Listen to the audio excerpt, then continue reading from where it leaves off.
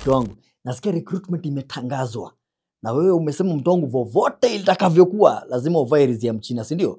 Lakini mtu wangu uko na D- na umesema hawataki mtu wako na D- my friend. Sasa wewe my friend, akili yako umeipigia hesabu ukaamua, hiyo D- inaenda inageuka inakuwa B-, si ndio? Sawa sawa, welcome. Lakini niko na story moja hapa mtu wangu, nataka nikuchapie ya msee mmoja anaitwa Maxwell. Maxwell mtu wangu alikuja akajiambia, this is my chance and it is now or never.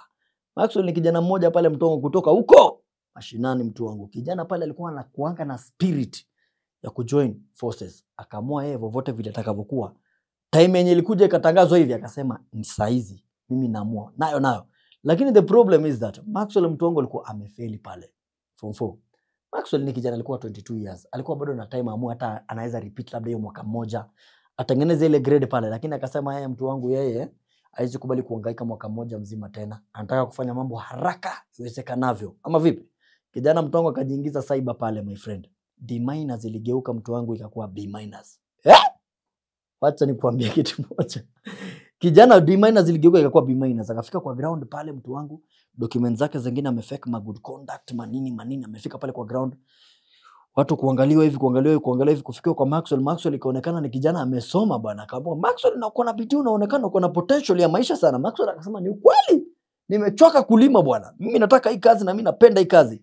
Maxwell akaambia hiyo ni kitu mzuri sana kama unataka hii kazi. Sasa wewe unaweza kuongea kizungu? Maxwell akasema mimi kusema ukweli nimepita vizuri form 4. Kizungu ya kuongea sijui, lakini ya kuandika naweza kuandika. Akaambia basi wewe tunakutaka uko unatuandikianga ma statement deadly pale. Basi Maxwell kama vipi mtu wangu akachukuliwa pale. Akaenda akaripoti kwa college pale mtu wangu. Lakini unajua kama protocol vile inakubalika mtu wangu, vile inahitajika, unaambiwa hivi my friend, ukiwa umekanyaga ndani pale mtu wangu hivi lazima documents zako zichukuliwe ziende zikafanywe nini? Zikafanywe verification. So tumefikia hapo kwa verification. Before Maxwell ajipeleke kwa ground, hata aende aanze ma recruitment na nini na hizo details zote na nini, alienda pale kwa cyber kwanza. Mtu wa cyber akajaribu kumadvise, akamwambia Maxwell, ndugu yangu, kama umeamua mtu wangu unataka kuforge hizi ma documents zako, tuzitengeneze zikuwe deadly, make sure kazi yenye unaenda kutafuta mtu wangu isikuwe ya government. Sawa sawa? Lakini Maxwell alisema kitu moja, kwani noma ni gani? What the worst that can happen? Maxwell akamwambia na mswa cyber pale mtu wangu, utashikwa mtu wangu na utafungwa. Akasema kwanza mimi naenda kutafuta kazi ya askari. Akamwambia ndio hatari kabisa. Akasema hapana bwana, mimi ninavyojua bwana, wewe ukitaka kazi ya askari unakubali kukuwa mfungwa kwanza. Maxwell my friend alikuwa nayo alikuwa shajiambia it is now or never.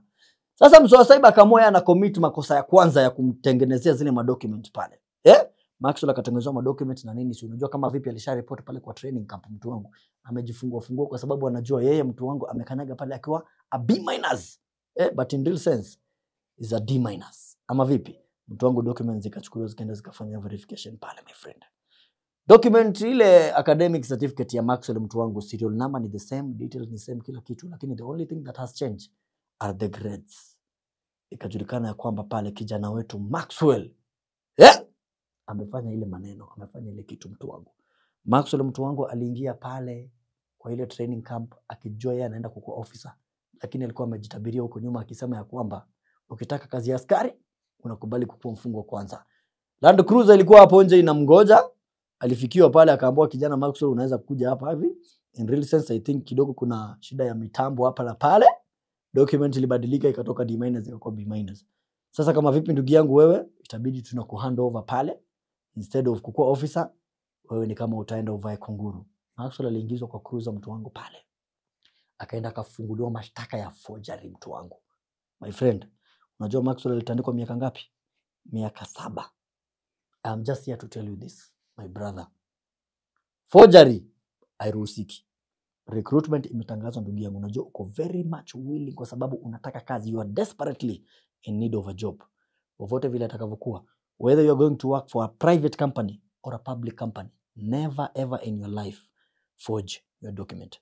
Forgery mtu wangu in Kenya and I'm sure any other part of the world, kwa nchi yoyote ni makosa. Kenya mtu wangu ukiurimo sana unaweza fungwa 3 years. Cap 63 mtu wangu, penal code cap 63 section 345 paka around 349 plus 350 hapo hivyo inaongelea hiyo maneno mtu wangu. Kama dawa kuambiana kwa kusikilizana ndio hakuna. Sasa mimi niko hapa kukuambia kama bado uko na miaka, you are 22, you are 20, you are 23 mtu wangu. Mwisho kuchukuliwa miaka inakuanga ni 27 pale. Mtu wangu, rudi. Hiyo mwaka mmoja tu yenye uko nao, tengeneza hiyo grade yako mtu wangu kupitia kisomo. Wewe enda usome mtu wangu, tengeneza hiyo grade yako, rudi, try it again. If you want to do something, you will always find a way of doing it. And if you don't, you will always find excuses. Mtu wangu, acha nikwambie kitu moja. Achana na hiyo shortcut unafikiria. Kwa sababu kama vile Maxwell alisema, ukitaka kazi ya askari unakubali kuwa mfungwa kwanza. Usijaribu kujitabiria hivyo. Click hiyo bell hapo mtu wangu, kuna pata notifications au sio? Na najua mtu wangu kutoka kwa channel yangu utasoma vitu mingi sana. Thank you so much and God bless you.